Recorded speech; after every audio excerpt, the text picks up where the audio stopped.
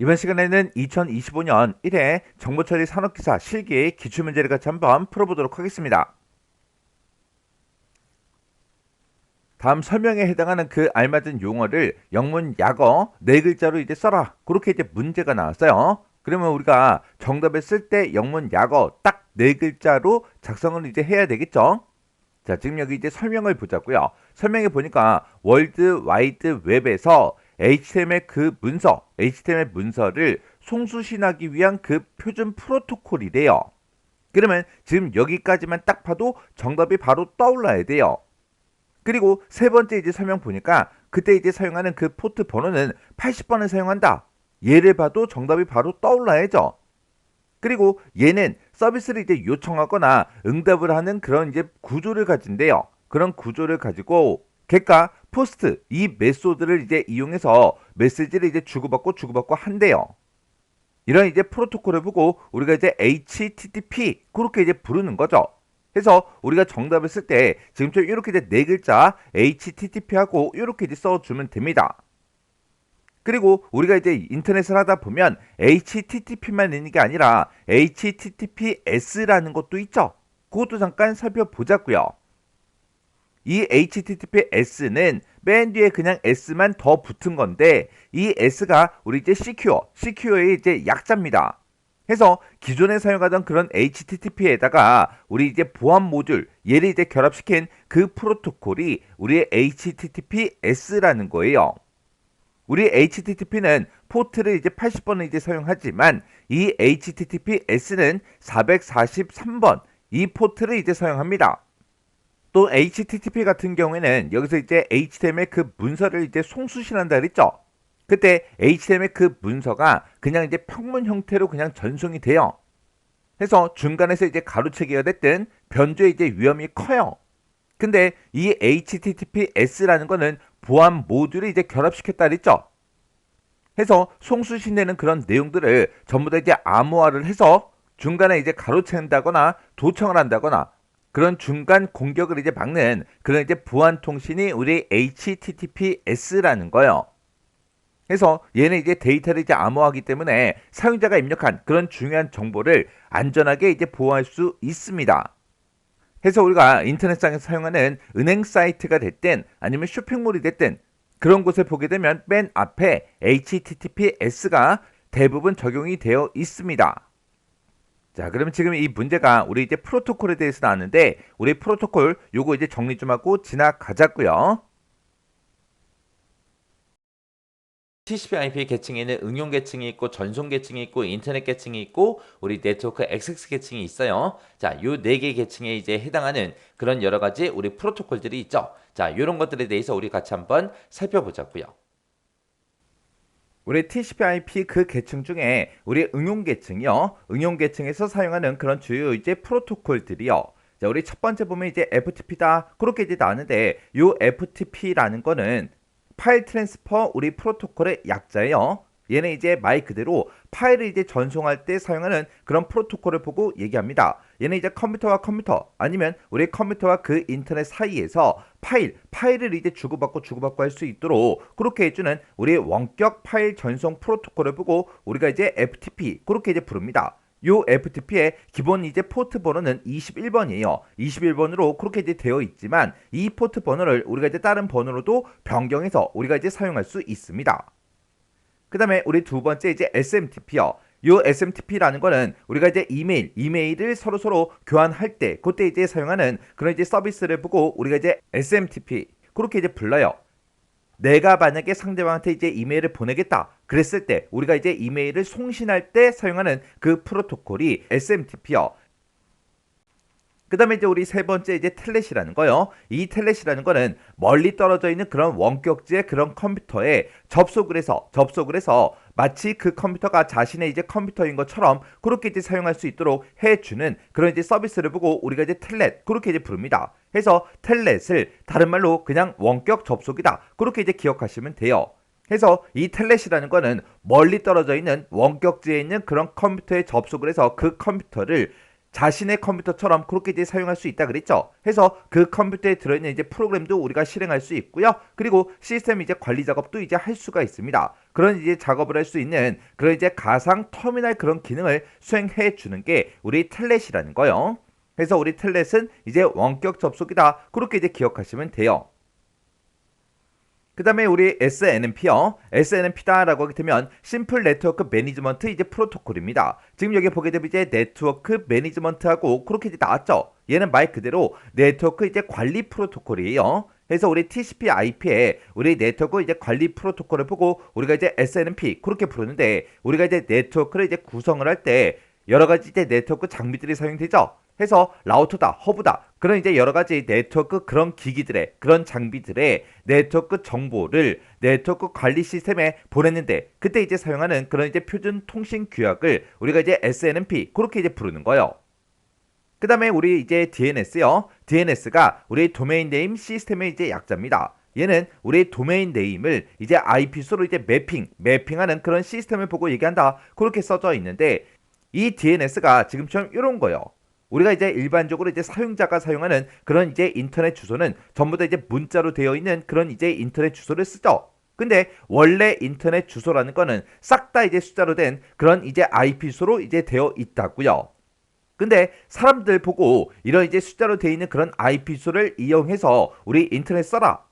그러면 우리가 이제 이런 숫자를 전부 다 이제 외우고 다닐 수가 없기 때문에 너무 힘들다고요. 해서 사람들은 이런 이제 문자로 되어 있는 이런 인터넷 주소를 사용을 합니다. 그러면 이런 이제 문자 형태로 되어 있는 그런 도메인 네임을 누군가는 이제 IP수로 이제 변경을 시켜줘야 되겠죠.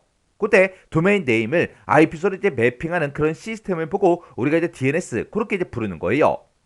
그래서 지금 여기 보게 되면 이제 DNS 서버다 하고 그렇게 써져 있는데 이 DNS 서버에 어떤 도메인 명을 가진 게 어떤 IP소다 그 내용을 전부 다 얘가 이제 가지고 있다고요. 해서 얘가 이제 중간에서 사용자가 입력한 그런 도메인 주소를 IP소로 그렇게 이제 변환해서 우리가 그 특정 사이트에 이제 접속할 수 있게끔 그렇게 중간에서 이제 매핑해주는 그런 시스템. 그게 이제 우리 DNS요. 그 다음에 이제 우리 HTTP라는 거예요. HTTP는 우리 되게 많이 봤죠? 우리가 인터넷상에서 어떤 특정 이제 홈페이지에 내가 접속하려고 내가 이제 홈페이지 주소를 입력을 합니다. 예를 들어서 뭐 네이버에 접속하겠다. 그러면 우리가 이제 네이버.com 하고 그렇게만 이제 입력해 주면 되죠. 그리고 나서 이제 우리가 엔터를 이제 땅 하고 누르게 되면 그 인터넷 주소 쓴 부분에 맨 앞에 보게 되면 우리 HTTP 그게 이제 붙어 있고 그 뒤에 그 바로 뒤에 보게 되면 이제 www 해서 그게 이제 자동으로 이제 붙죠. 그때 이제 우리 월드와이드웹 www에서 우리 HTML 그 문서를 송수신하기 위한 그런 이제 표준 프로토콜이 우리 HTTP요. 여기 보게 되면 HTML 이제 문서를 이제 송수신한다 그렇게 나왔는데 요 HTML 문서가 우리 홈페이지다 그렇게 생각하시면 돼요. 해서 우리 웹에서 우리 월드와이드 웹에서 홈페이지를 서로 주고받고 하기 위한 그런 이제 프로토콜이 우리 HTTP요. 이렇게 이제 응용 계층에서 이렇게 이제 여러 가지 이제 프로토콜들을 이제 사용을 합니다. 그래서 얘는 이제 시험 문제 되기가 참 좋죠. 우리 문제상에서 이런 이제 설명들을 장황하게 쫙 써놓고 이게 어떤 프로토콜에 대한 그 설명인지 써라. 그렇게 이제 문제가 나올 수가 있잖아요. 그리고 이런 프로토콜을 이용해서 우리가 특정 이제 서비스를 우리가 이용할 때 그때 이제 사용되는 이제 우리 포트가 있습니다. 그 포트 번호 좀 보자고요. 우리 포트 번호라는 거는 우리가 이제 TCP에 이제 접속해서 사용되는 그 번호를 보고 우리가 이제 포트 번호 그렇게 이제 부르는데 그때 이제 각각 이제 프로토콜들마다 우리 서비스마다 이렇게 이제 포트 번호가 다 달라요. 우리 FTP가 기본은 이제 포트 번호가 이제 21번이고요. 우리 텔넷이 이제 23번, 그리고 SMTP가 우리 25번, 그리고 DNS가 이제 53번, 그리고 HTTP가 지금처럼 이렇게 이제 80번을 이제 사용을 합니다. 그때 우리 FTP 같은 경우는 기본 번호는 이제 21번 포트를 이제 사용하지만 얘는 다른 번호로 이제 변경해서 사용할 수 있다 그랬어요. 이런 것들이 전부 다 이제 응용 계층에서 사용되는 그런 주요 프로토콜들이요.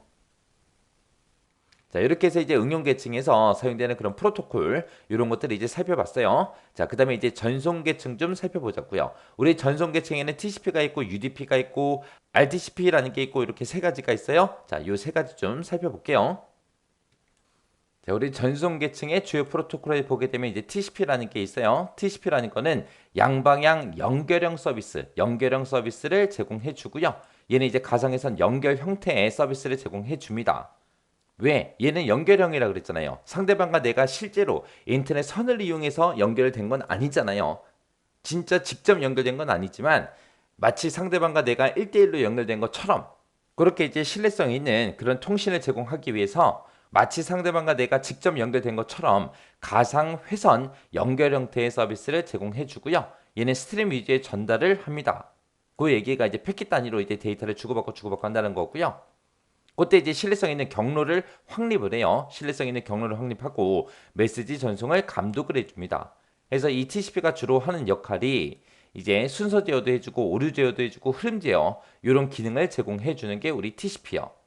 그리고 상대방과 내가 이제 데이터를 주고받고 하다 보면 패킷이 이제 실제로 분실도 될 수도 있고요. 손상이 일어날 수도 있고 지연이 일어날 수도 있고 아니면 순서가 틀린 거 그런 것들이 이제 발생을 할 때 투명성이 보장되는 그런 통신을 제공하는 게 우리 TCP요.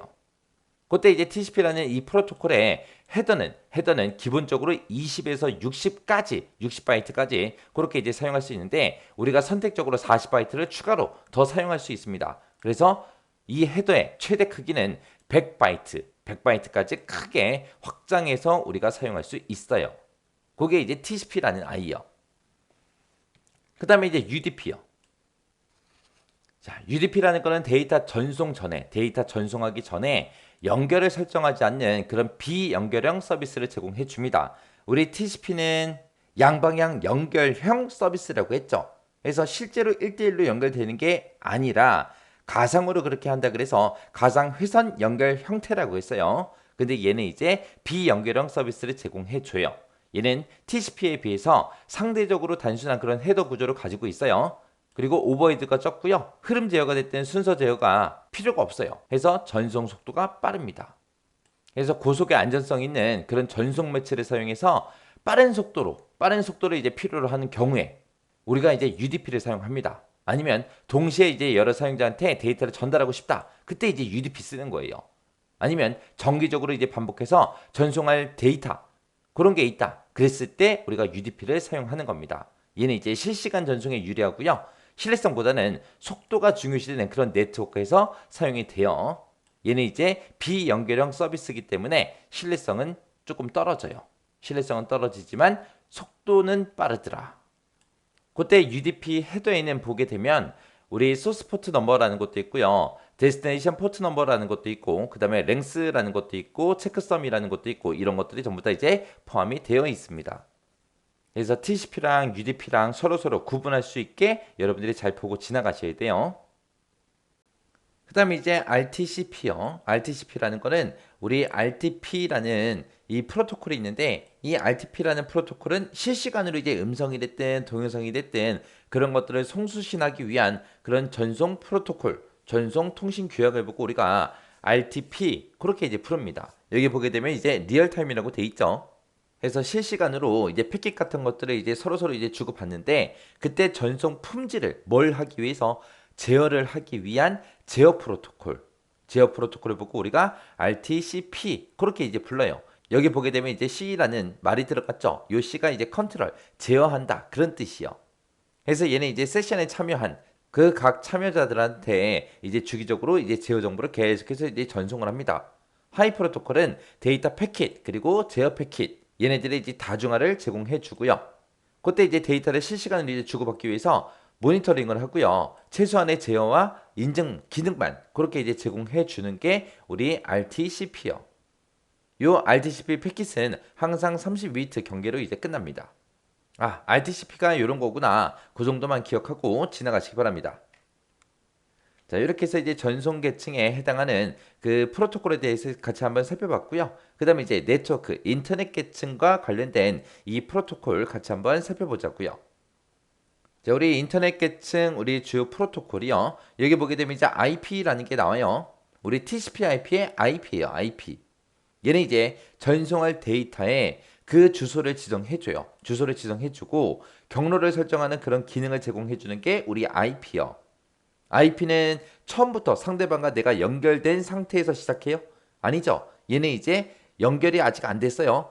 연결이 안 돼 있는데 이제 연결하기 위해 사용하는 거죠. 그래서 비연결형인 데이터그램 방식을 이제 사용하는 거고요. 여기서는 이제 신뢰성이 보장이 된다, 되지 않더라. 그게 이제 IP 내용이요. IP 특징이요. 그 다음에 이제 ICMP요. ICMP라는 거는 우리말로 하게 되면 인터넷 제어 메시지 프로토콜이요. 얘는 이제 IP랑 조합을 해서 통신 중에 발생하는 오류 있죠. 그 오류 처리, 오류가 생겼으면 이제 전송 경로도 우리가 변경을 해야 되겠죠. 이런 것들을 하기 위한 그런 제어 메시지를 관리하는 그런 역할을 해주는 게 우리 ICMP요. 얘는 이제 헤더가 8바이트로 그렇게 이제 구성이 돼 있어요. 그 다음에 이제 IGMP요. 여기서 IGMP에서 G가 우리 그룹이에요, 그룹. 그래서 얘는 이제 멀티캐스트를 지원하는 그런 호스트가 됐든 라우터 사이에서 멀티캐스트 그 그룹 유지를 위해서 사용되는 게 우리 IGMP요. 그래서 ICMP는 뭐다? 인터넷 제어 메시지 프로토콜이다. IGMP는 뭐다? 그룹 관리 프로토콜이다. 그래서 제어 메시지 프로토콜은 제어 메시지를 관리하는 그런 역할을 하더라. 그 다음에 그룹 관리 프로토콜은 뭘 한다? 그룹 유지를 위해서 사용하는 게 IGMP다. 그렇게 이제 기억하시면 돼요. 그 다음에 이제 ARP라는 게 있고 RARP라는 게 있고 이렇게 두 가지가 있습니다. 얘는 RARP는 ARP에다가 R자만 하나 더 붙인 거예요. 요 R이 리버스예요. 리버스. 역이죠. 역. 그래서 ARP는 주소를 분석해주는 그 프로토콜이에요. 우리 자동차에 보게 되면 우리가 자동차를 서로 구분하는 거는 차 번호판 가지고 우리가 구분을 하죠. 근데 정확하게 얘기하면은 그 번호판은 얼마든지 바꿔 낄 수 있어요. 그래서 우리가 자동차가 어떤 게 어떤 거다 정확하게 이제 구분하기 위해서는 우리 자동차 차대에 보면 차 뼈다귀에 보게 되면 번호가 붙어 있어요. 그걸 보고 우리가 차대 번호로 가는데 그 차대 번호가 정확한 그 주소예요. 그런 물리적인 주소를 보고 우리가 MAC 주소라고 그렇게 부릅니다. MAC 어드레스, MAC 주소 그렇게 이제 불러요. 우리가 인터넷상에서 사용하는 게 IP 주소죠. 이 IP 주소를 MAC 주소로 우리 변경시켜주는 게 우리 ARP가 하는 거고요. 그 다음에 RARP다 그러면 R이 리버스라 그랬죠. 얘는 반대로 물리적인 주소 MAC 주소를 IP 주소로 변환해 주는 거, IP 주소로 바꿔주는 게 우리 RARP요. 자, 이렇게 해서 인터넷 계층에 보게 되면 IP다, ICMP다, IGMP다, ARP다, RARP다 하고 이런 것들이 있어요. 자, 그 다음에 이제 우리 데이터 링크 물리 계층에 이제 해당하는 거, 네트워크 액세스 계층에 해당하는 이런 프로토콜들, 얘네들에 대해서 같이 한번 살펴보자고요. 자, 우리 네트워크 액세스 계층의 주요 프로토콜에 보게 되면 이런 것들이 있어요. 자, 우리 이더넷이라는 게 있습니다. 이더넷 그러면 다른 말로 IEEE 802.3번 그걸 보고 우리가 이더넷 그렇게 이제 불러요. 여기 보게 되면 이제 CSMA CD 방식의 랜이다라고 나왔는데 CSMA CD가 뭘 얘기하냐면은 학교에 보게 되면 이제 학생들이 여러 명 있죠. 선생님이 뭔가를 질문을 했을 때 거기에 대한 이제 답변을 하는데 한 명만 답변하는 게 아니라 여러 명이 동시에 답변할 수 있겠죠. 그래서 여러 명이 동시에 얘기하는 거를 방지하기 위해서 선생님이 질문하면 이제 누가 얘기하는 거예요? 손을 먼저 든 사람, 손을 이제 들고 있는 사람 중에서 이제 선생님이 선택한 사람만 이제 대답을 할 수 있죠. 그렇게 이제 충돌을 탐지해주는 그 프로토콜을 보고 우리가 CSMA CD라고 합니다. 그렇게 이제 데이터 전송 과정 중에 충돌이 발생할 수 있는데 그런 충돌을 탐지하는 그 프로토콜을 보고 우리는 CSMA CD라고 하는 거고 그런 방식의 랜을 보고 우리가 이더넷 그렇게 이제 불러요. 그 다음에 이제 IEEE 802요. 얘는 이제 랜을 위한 표준 프로토콜을 보고 우리가 802번이라고 하는 거고 그 다음에 HDLC다라고 하게 되면 얘는 이제 비트 위주의 데이터 링크 제어 프로토콜을 보고 우리가 HDLC라고 합니다.